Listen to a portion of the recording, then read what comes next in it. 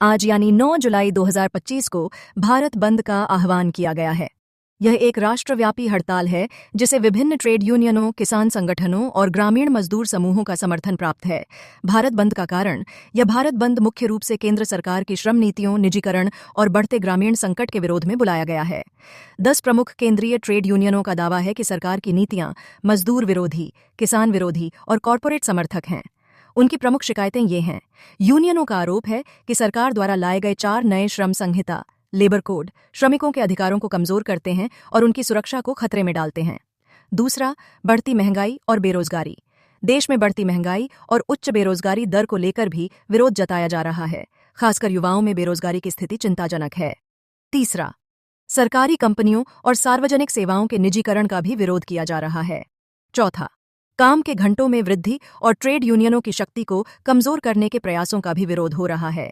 पांचवां, यूनियनों का कहना है कि सरकार ने कल्याणकारी राज्य की अवधारणा को छोड़ दिया है और कॉरपोरेट हितों को प्राथमिकता दे रही है।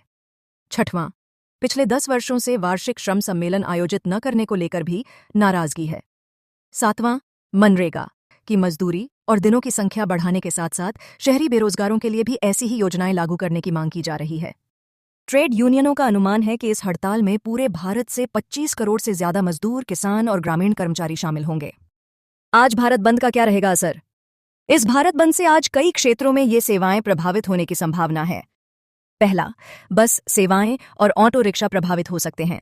रेलवे यूनियनों ने औपचारिक रूप से भाग नहीं लिया है, लेकिन कुछ जगहों पर प्रदर्शनकारियों द्वारा रेलवे स्टेशनों के पास या पटरियों पर प्रदर्शन करने से रेल सेवाएं भी बाधित या देरी से चल सकती हैं। दूसरा, अधिकांश दुकानें, बाजार, व्यावसायिक प्रतिष्ठान और मॉल बंद रह सकते हैं। औद्योगिक इकाइयों और कारखानों पर भी असर पड़ने की आशंका है। तीसरा, आज आधिकारिक तौर पर बैंक बंद नहीं है क्योंकि आरबीआई ने कोई छुट्टी घोषित नहीं की है।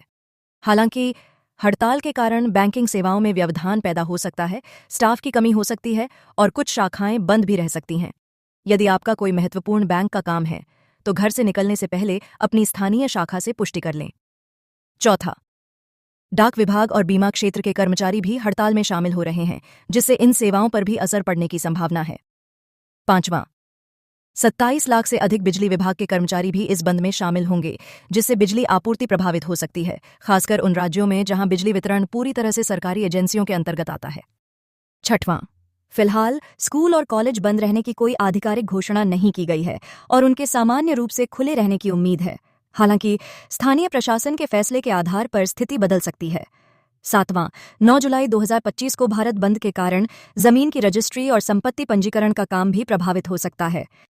कानून व्यवस्था बनाए रखने के लिए प्रशासन पूरी तरह से अलर्ट पर है। संवेदनशील इलाकों में पुलिस बल तैनात किया गया है और स्थिति पर कड़ी निगरानी रखी जा रही है। प्रशासन ने जनता से शांति बनाए रखने और अफवाहों पर ध्यान न देने की अपील की है। यह सलाह दी जाती है कि आज घर से निकलने से पहले स्थानीय समाचारों और यातायात अपडेट्स पर नजर रखें।